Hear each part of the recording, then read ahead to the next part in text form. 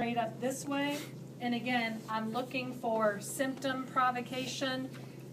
Again, if there was a serious problem with disruption of the transverse ligament, you may feel like you can kind of go for days, which is not normal for somebody. Yes? Honey, how again are you stabilizing I'm just trying to come in like this on either side of the spinous process. And again, it's that issue of let me try to pull C1 and occiput up. If I start to lift up away from there, then I'm no longer moving C1 relative to C2. It's an imperfect clinical test for sure.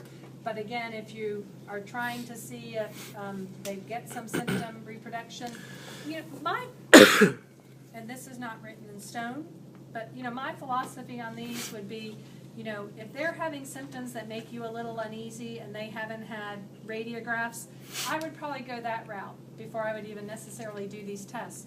But let's say they're having some symptoms, they've had radiographs, the radiographs that you're comfortable with.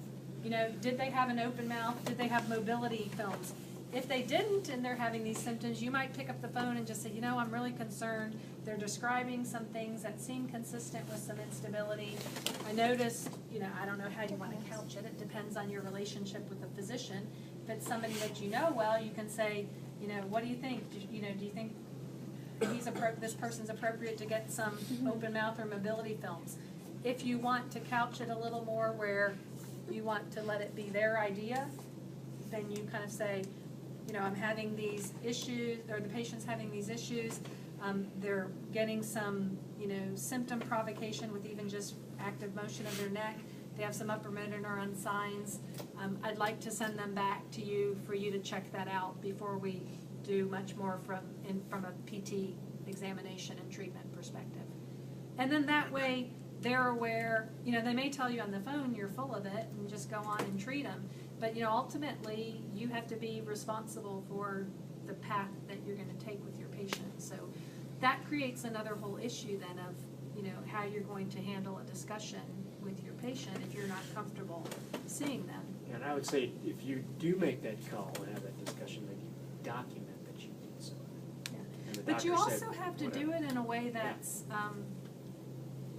that respects their relationship with their physician. You don't want to destroy that either. I mean, you know, we all know sometimes we have bad days, and maybe you caught the physician when they're kind of ticked off about something else, and maybe they're not really even fully paying attention to you. So, you know, you have to kind of figure out how you're going to kind of have the conversation, and it's not easy.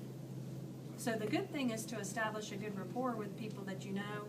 Be good about reporting your findings. Don't try to give the diagnosis to them, because technically you can't, right? You can report what you found and what concerns you, and then let them, and even what you would like for them to possibly look at, or what you would like their opinion on, and then let them make their medical based decisions relative to that. Was there a hand up? Yeah. I feel like this is very similar to something that we did before, where we cupped at C2 and did OA flexion. So, can you explain the difference again? Can you show us again? So when we did the OA flexion, we were kind of stabilizing C1, C2, and I was doing sort of a motion here. If I did a straight posterior glide, you know, I'm kind of going down that way with occiput. With this, I'm trying to bring occiput and C1 forward, okay. Which if I have, you know, an intact, you know, here's C1, if I've got an intact transverse ligament, when I try to lift C1 and do a straight translation, it shouldn't go relative to C2. Okay. It should go together. Right. So it would just pull that up. I wouldn't have any symptom provocation. So, you know, your questions are good. Some of these start looking similar, but the other thing you have to think about is you are sometimes doing one kind of a different motion, but the other thing is that you're also doing some of these techniques for different reasons.